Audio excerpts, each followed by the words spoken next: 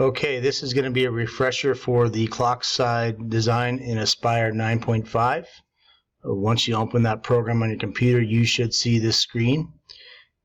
Once you're complete with your clock design for your sides, please refer to the tutorial video browser and complete the 5-star coffee sign, which is right here. It's under the vector drawings. Just scroll down once you open it up. Again, 5-star coffee sign. That's a great tutorial, and will get you more versed into designing and manipulating vectors in Aspire. Okay, back to our Aspire program. You're going to create a new file. We're going to set up the width as a 5-inch piece, the X, 13.5-inch tall piece on the Y-axis, and our thickness is 3/4 or 0.75 inches. Our Z0 position is always going to be on the top. Bottom left-hand corner here. You can change the appearance, but not necessary, and we're going to go ahead and hit OK. We're first going to start off with dealing with some text vectors, so we're going to draw some text in our text box. And this can be whatever you want. I'm going to go ahead and use my last name again. You want to keep it on true type font, and again, pick a font that's not going to be too impacted or overlapping too much. We did show you how to edit that. I'll show you again how to space it out. But you can pick out something that you like depending on how you want to cut this out. Remember, we're going to have 2 options for toolpathing later on. So I'll go ahead and pick that font for now and close it. As a reminder, when it's highlighted in pink, it is selected, and we can go ahead and, by double-clicking that, manipulate the font, compressing it, expanding it on both axes, however you choose. But once again, remember, we don't want to design right up to the edges of the sides. I'll show you how we can create a border. Pretty simple. So I'm going to go ahead and, for now, I can also move that. Don't forget your arrow keys on your keyboard allow you to move it around as well. I'm using my arrow keys right now. Once you're happy with your font selection, if you'd like to go ahead and put an arc on that, there's a couple ways to do that. I showed you the draw arc tool right here, and it's a 3-point arc through 3 points. Again, you're going to want some sort of reference points, that smart snapping feature to allow you to make an even arc. So I'm using the corners, so it'll smart snap to there. You can also do a circle or ellipse tool, either one, and just click your mouse, drag it open, and close out of here. We'll accept that circle. I'm going to right click on once I have my circle selected, I'm going to right click on it and hit Node Edit. That's going to create these points on here where I can break them. So I'm going to go ahead and break this one, cut vector, and cut vector. Notice that this vector is moving from right to left, so actually that's going to cause some problems. So I'm going to undo that and say, let's cut this vector here and cut it here. And now we should see this vector with the arrow starting from left to right, just as our text is, or letters or numbers, whatever you have. That's important. I'm going to hit my escape button to get out of node editing, and I'm going to separate these. It looks like I created a couple. That's not a big deal. Created 2 circles or copies of them. So now I have 2 arcs. If you want to play with your arcs, expand them and compress them, same thing. You can pull them out, compress them however you want. If you're using this for your clock side, you might want to move this over and see how you want that to work inside the clock sides. Something like that, maybe. My lettering is probably a little large. I'm going to bring that down a little bit. Now, if you want to fit this text to that curve, we want to come over here and use this tool, the Text on a Curve tool.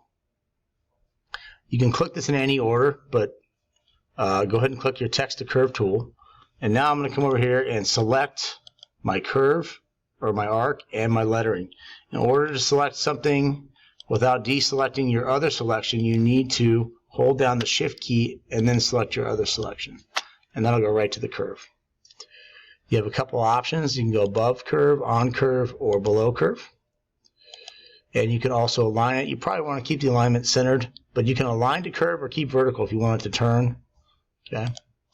And as before, we can stretch this out, compress it a little bit, changes the arc a little bit. so forth. You don't need your curve there anymore, or your arc, so you can get rid of that. So if you want to do something like that, that's how we align.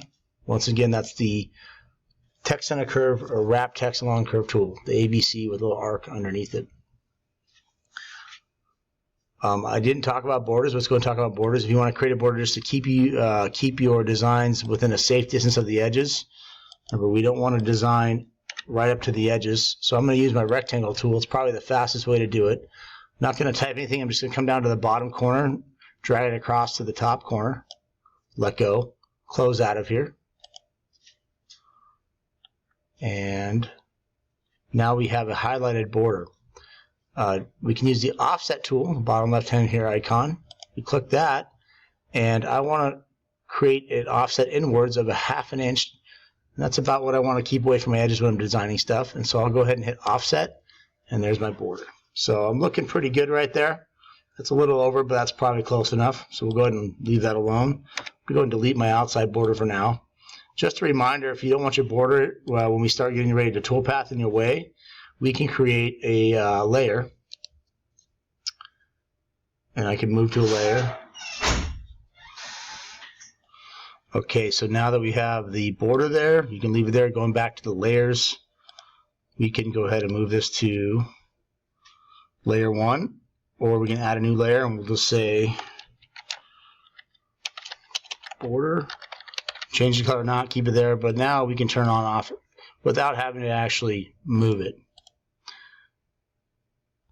Now we're going to go ahead and search for an image. Again, I will use the tree example in Google Images.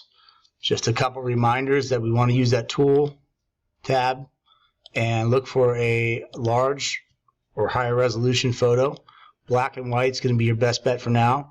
You guys can take some time to explore some other options, but again, clip art or line drawing will work pretty well. You will have most success with probably your black and white photos that have clean lines. As you import them, you'll start to learn that you can see the pixelation or photos that don't have really clean lines will be more difficult to deal with. Let's go ahead and do some clip art here. Let's try one of the clip art photos. And I will scroll down and do this tree right here. Two options to bring it in. This one will be just one option. I right click and I can copy image, go back to my Aspire file, right click and hit paste. That's one option. And again, if you want to save that photo, hopefully you guys have created your file already, your folder. We can come back here and let's say I want to pick out another one, maybe as a backup. Come here, I will save, right clicking, I'll save image as tree. Bring this box down. You guys should be in your 21 projects folder, which is in documents, 21 projects, and I'll save the tree. Come back to Aspire, and now, get out of our offset box here, I can open up the import bitmap for tracing feature. And I'll see my tree there, and I can open it and import it that way as well. At this point, you haven't created any vectors. These are just pictures. Remember, there's no way to toolpath from this picture. You need to go ahead and create a vector out of it. So I'll go ahead and pick this one. We'll move it over here so it's kind of on ready. And I'm going to hit the bird image trace bitmap. Make sure it says black and white and preview it and apply. Gave me a simple vector. Again, this created another layer. So I can go up to my layers tab, which just might be out of the reach of your screen, but I'm on the layers tab up here, and I'm going to go ahead and turn off the bitmap layer just to show my tree. So far I have my tree in my name. Close this out. Let's go over to toolpath now and look at a 2D toolpath. You can lock that tab up there by hitting auto hide, which you guys may or may not be able to see. Let's move this over. There we go. Again, I click this little pin there that helps me lock it in place so it doesn't keep disappearing on me. And I'm going to do a 2D toolpath. We want to have our start depth at 0, our cut depth at 0.03, and the tool we want to select, if it's not already selected, is your engrave tool. You're going to come down to engraving, and pick your only tool that's on under the engraving tab here. You can maximize it. Hit OK. We've selected that. Again, 0.03 is our cut depth, not 0.3. Typically, we're going to start with on the line to see how everything looks. And that's it. We're going to come down here and calculate. Let me move this box down here a little bit for you guys. Calculate. Before you hit calculate, though, you have to have your vector selected. I probably don't want my border, so I'm just going to turn that off in my layers. And I'm going to have my vector selected that I want to run as a profile. Calculate it. Right away, I want to right-click and rename. Under Toolpaths here, rename my profile to Geldert Clock Profile. Okay. And that's going to show the course of Toolpath. If you want to preview it, you can hit preview, or you can hit play. You can preview selected toolpath.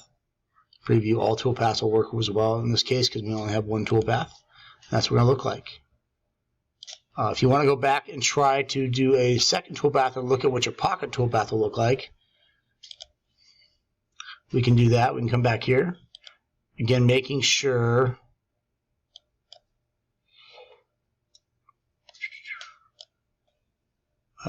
we go back to our 2D view that our vectors are selected. They must be selected to calculate our toolpath. So we're going to create a pocket toolpath. Calculate. And again, rename that right away.